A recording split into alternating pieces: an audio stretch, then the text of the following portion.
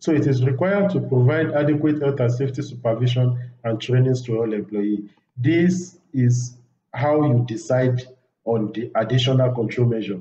You can see from the checklist, right? Unit 2 report.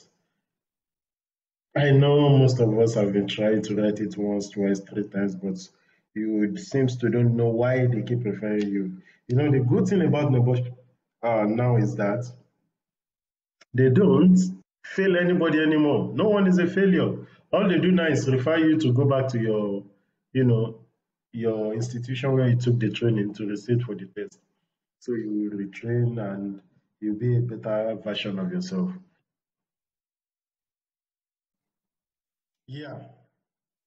Today we are going to be talking about 100% pass on International General Certificate Unit 2. And I want us to know that only 3 hours is given to you for this exam. Though now, thanks to the COVID-19, this is, let me say, one of the positive things.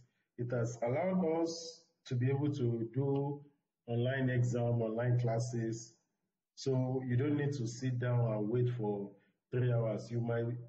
But now you might take 3 hours, you might take 4 hours, you might take 5 hours, as long as you don't exhaust the date and time that you are being told by your institution to submit your report.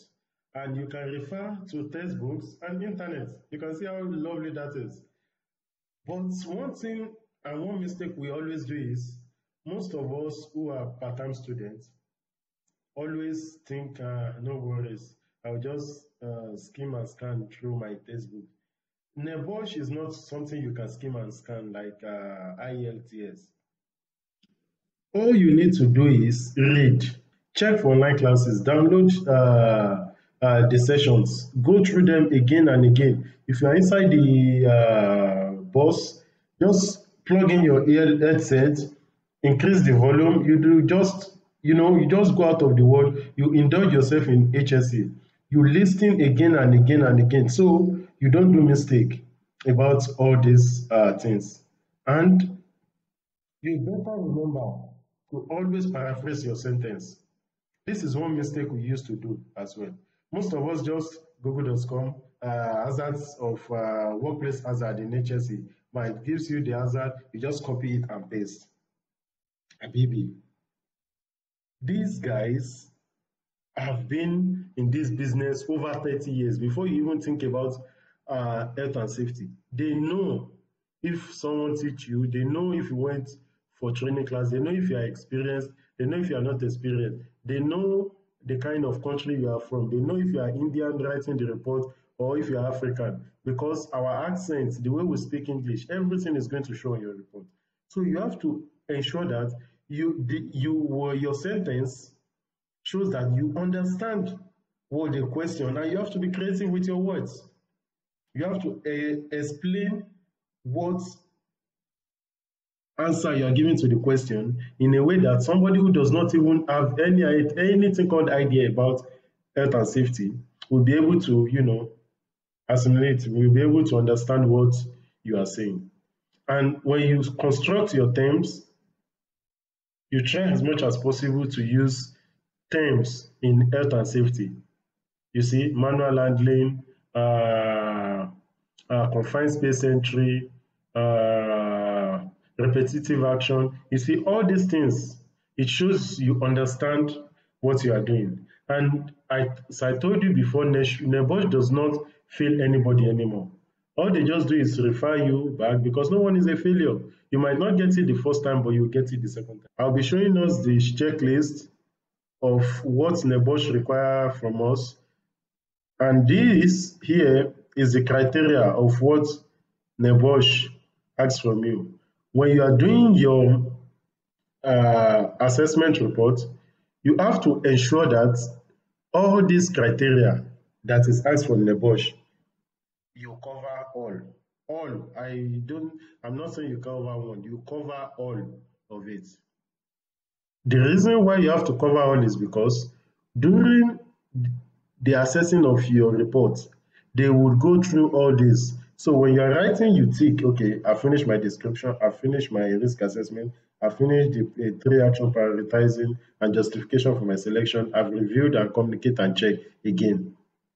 This is the way you know you already finished your report. So let's go into part one. As you can see, the part one, which is the background, says include in here the organization name, location, and number of workers. You must then go on to give a description of the main activities, products, services carried out. You must also describe the area to be risk assessed, old sites, and anything else that you consider relevant. Approximately 150 to 200 words. This is another mistake we always do. This approximately 150 to 200 words. Some of us give over reply, as in you give extra answer, you give more than what they require. And some of us give less than because we don't understand the question. If you don't understand, that is why you have google.com. You google.com, it opens. Question you need to ask, you ask Google. You see, types of workplace hazards.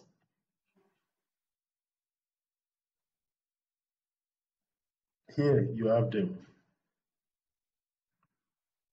And you have other columns here that can give you all you need. All you just need to do is be creative, know what to search for, know how to search for it. It's not just every time people will teach you. Somebody will teach you, you have to, by yourself as well, you have to be creative with it. So this report was prepared after risk assessment was carried out at Africa HSE LLC, located at Musafa, Abu Dhabi, on the 15th of November 2020. The organization plant construction area is situated near Mohammed bin Zayed Municipal, around 25 kilometers distance from Abu Dhabi city, and there are various activities taking place at designated areas on the site. So you have things like steel cutting yard, fabrication area, electrical substation workshop, and the site office. These are the things present on the site. Then you have to go back to your checklist. When you go back to your checklist, you already name the site's location. Now we have to move to the number of employees and general description, what they manufacture, shift pattern, description of the area included in their risk assessment. You see, we already do this. We did the description, the number of workers employed, we've not. The site location we finished, the name of the organization we finished. So now we come here. This risk assessment was carried out to highlight unsafe practice towards health and safety, poor practices and hazards associated with the activities at the construction site, and the risk control measure that will ensure the safety of people as well as the property. You see, this is why the risk assessment is done, to highlight unsafe practice, poor practice, hazards associated with the work, and control measure. Now, the details mentioned in the report are to remind the management of carrying out adequate control measures. Why we are writing like this is because you are the auditor, you are the one auditing, you are the one checking the risk assessments of this company. So you have to put yourself in the position that, okay, when you're submitting this, these are the findings, these are what you see. So you are telling them that the details, you see, mentioned in the report are to remind the management of carrying out adequate control measures. One, immediate means what they have to do instantly after you finish that assessment. And the long term, what they are supposed to do is to prevent them from having issues. What they are supposed to do to prevent them from having issues with government officials. You see, details in the report, in addition to this possible breach of law, are being emphasized in the report. During assessment, the following activities were observed at loading area, welding section, work and workplace environment, which means you did your assessment at these three places. Then what are those things? The manual handling, the lifting of loads, transferring of materials from one place to another, working at height, okay, tanks construction, welding and excavation. You see, instead of writing tank construction, we know construction of tank also involve welding, so we have to remove it. It has been generalized as welding and excavation. So under welding, there are lots of things going on. Under lifting, there are lots of things going on. Under manual handling, there are lots of things going on.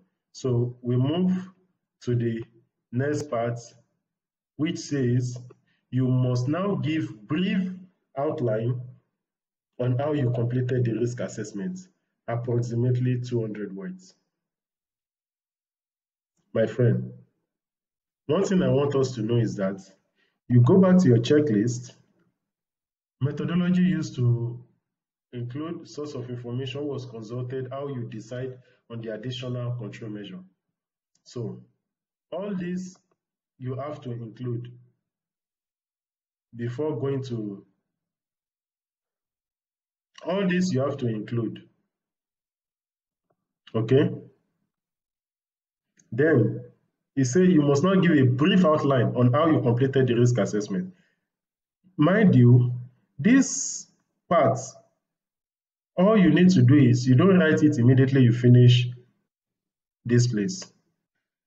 All you need to do when you finish is write your hazards first. After writing your hazards, then from the report of your hazard is where you are going to pick out how you completed the risk assessment, because you already know the hazard you will include. But because I'm just giving examples, you have to understand what to put and what not to put. So the report was carried out in reference to ILO Code of Practice. This is another mistake we do, okay? Why I say this is a mistake is because ILO has different meanings. Different kind of organization can be ILO. So all you need to do is you write it completely, International Labor Organization Code of Practice, recommendation R164. Here, this is what it looks like. International Labour Organization, you go to the labor standard, then by the side, you can have your convention and your recommendation. In your recommendation, all the recommendations you need are labeled here. For R1 to R206. You can see how easy it is. Or if you cannot find it like this, all you just need to do is, if you are writing about machine handling, you just come here, you type machinery. Class. You see, the convention of machinery, guiding of machinery, everything is here for you. So, from your checklist, it's saying which source of information did you use, which is the International Labour Organization. And don't forget, when you are writing for IGC, you have to include both international law and local law. The local law I'm going to be using here, you see, when we open this, all we need to do is we go for the code of practice, which is here. You click, and boom, you can find all the code of practice here: hazardous material, management of asbestosis, lead exposure, occupational noise, vibration, first aid, and so on and so forth. You'll find them here. You can see permit to work system, work at height, lock at tag out, driver. These are the serial number of it. Here, when you open, then you explain. Then you explain from what you have here. You see, as per Occupational Safety and Health Abu Dhabi Code of Practice, you will not write OSHAD, which is OSHAD, no. Because most of us, all we just do is write OSHAD like this, then Code of Practice. This, it does not show you understand what you are doing. So you have to write it in full: Occupational Safety and Health Abu Dhabi. If you are in Nigeria, Nigeria use ISPON, ISPON. You can use that as well. If you are in Uganda, you check for Uganda, which one is the local law. If you are in US, if you are in UK, you check for their local law as well. So the local law is the one governing the country. International law, sound as it sounds, international, is global. So you have to include them, and you have to tell us what that code of practice says. You say, Code of Practice 23 for work at height. Employers shall evaluate each site for or operation to determine if fall hazards are present, and the workplace shall be using risk management practices as per required. You see, this. And Occupational Safety and Health Abu Dhabi Code of Practice 14.0. What is 14.0? Now you have to understand that they don't know what your local law is like. So you have to teach them what your local law says. You see, when we go to OSHAD page, 14.0 stands for Manual Handling and Agronomics. So here, I'll be putting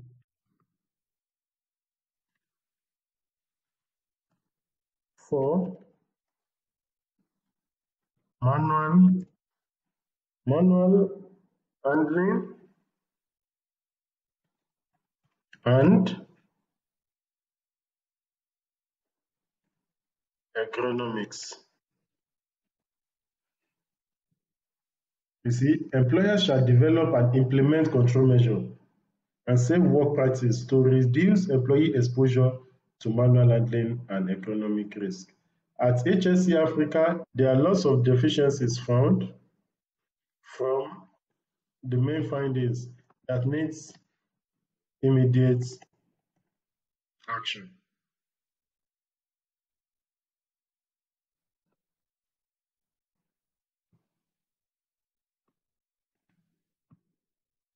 And few observations are highlighted for immediate action. For example, this website can be visited for reference.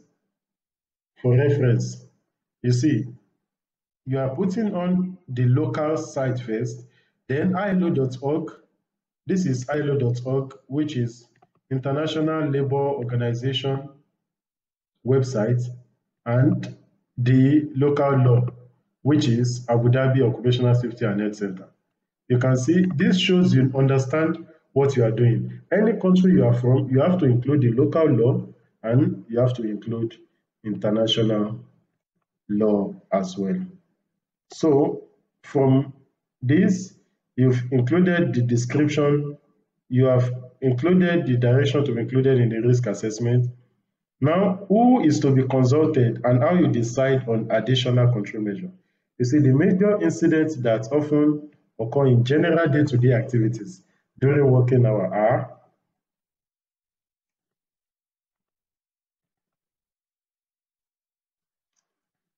lifting and working at height, chemical hazard, and moving vehicle. I only choose this as an example, okay? Beforehand, you can put noise, vibration, and so on and so forth. It depends on what you put in your hazard. That is why I say you have to complete your hazard first. When you complete your hazard, it's easier for you to come up with all this. because I only used some example. That is why I'm putting one or two. So for you, you have to include two, three, four, five, six, as much as you can. Okay? So so it is required to provide adequate health and safety supervision and trainings to all employees. This is how you decide on the additional control measure. You can see from the checklist, right? This training will allow workers identify and familiarize themselves with the risk and hazard associated with their works, then how to eliminate the hazard and control risk with cycle of control. You see, we have to understand that everything we do has to go with the hierarchy of control. What are the hierarchy of control? We have the elimination method, substitution method, engineering control, administrative control, and most of us, another mistake we used to make here, we just put PPE. What is PPE? Lots of different abbreviations can mean PPE, but as per NEBOSH, an international standardization organization, which is ISO, it's required for you to write personal protective equipment. Never abbreviate. Never use don't. You either do not. You see,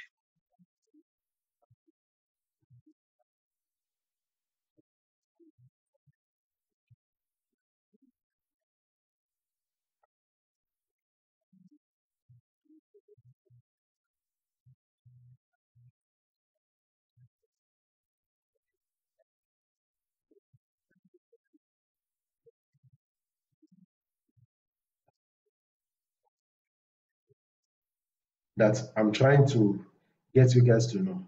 So for you to continue to the part two of this, kindly